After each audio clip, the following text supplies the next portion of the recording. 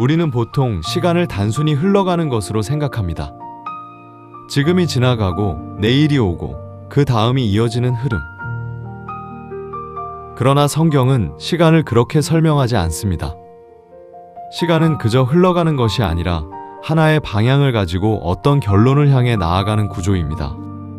시작이 있고 과정이 있으며 끝이 있는 구조. 그리고 우리는 그 구조 안에 살아가고 있습니다. 이제 그 흐름을 한번 따라가 보겠습니다. 성경은 이 과정을 여러 방식으로 설명하지만 여기서는 그 해석이 아니라 그 흐름 자체를 따라가 보려 합니다. 이 흐름의 시작은 단순한 사건이 아니라 드러남입니다. 지금까지 감추어져 있던 것들이 더 이상 숨겨지지 않고 보이기 시작하는 시점. 이것이 첫 번째 변화입니다. 성경은 이것을 큰 환란의 시기로 설명합니다. 그러나 중요한 것은 고통의 크기가 아니라 무엇이 드러나는가입니다.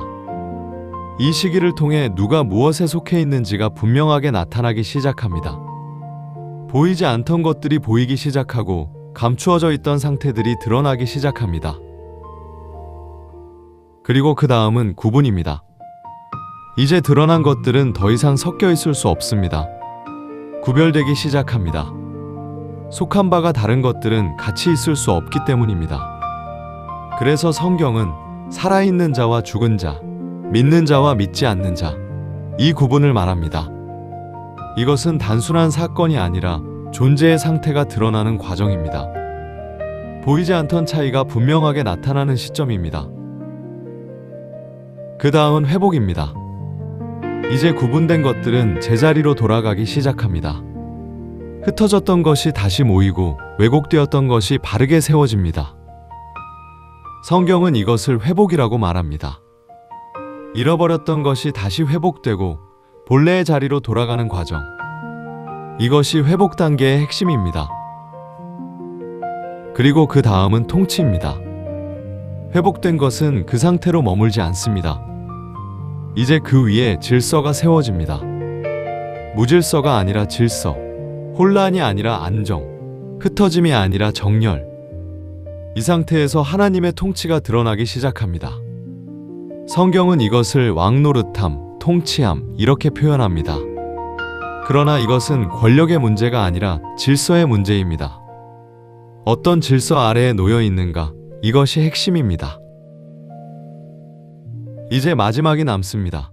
완성입니다. 이제 더 이상 과정은 필요하지 않습니다. 모든 것이 드러났고, 구분되었고, 회복되었고, 질서가 세워졌기 때문입니다. 이제는 결론만 남습니다. 성경은 이것을 최후의 심판이라고 말합니다. 그러나 이것은 새로운 판단이 아니라 이미 드러난 것을 확정하는 과정입니다. 보이는 것과 보이지 않던 것, 이 모든 것이 완전히 드러난 상태에서 그 결과가 확정됩니다. 그리고 그 이후에는 더 이상 이전과 같은 시간은 존재하지 않습니다. 새로운 상태가 시작됩니다. 완성된 상태, 변하지 않는 상태. 이것이 시간의 끝이며 동시에 새로운 시작입니다. 이제 이 흐름을 다시 보면 이것은 단순한 사건의 나열이 아니라 하나의 구조입니다. 드러남, 구분, 회복, 통치, 완성. 이 흐름 안에서 모든 것은 제자리를 찾아갑니다. 그리고 중요한 것은 우리는 이 이야기를 바깥에서 보고 있는 존재가 아니라 이 구조 안에 살아가고 있는 존재라는 것입니다. 이것은 미래의 이야기가 아니라 이미 시작된 흐름입니다. 우리는 그 과정 안에 있으며 그 방향 안에 있습니다.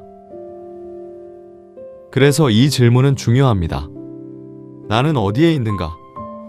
이 흐름 안에서 나는 어떤 상태에 있는가? 드러나는 쪽에 있는가? 아니면 감추어진 채 남아 있는가? 구분되는 쪽에 있는가? 아니면 남겨지는 쪽에 있는가? 회복되는 쪽에 있는가? 아니면 제외되는 쪽에 있는가? 이 질문은 피할 수 없는 질문입니다. 시간은 흘러가는 것이 아니라 드러나는 구조이며 우리는 그 안에 있습니다. 이 흐름을 한번 이해하는 것으로 끝내지 마시기 바랍니다. 이것은 정보가 아니라 기준입니다. 시간을 바라보는 기준, 삶을 이해하는 기준, 그리고 자신을 돌아보는 기준입니다. 우리는 그 흐름 안에 있습니다. 이미 시작된 이야기 안에 있으며 이미 향하고 있는 방향 안에 있습니다.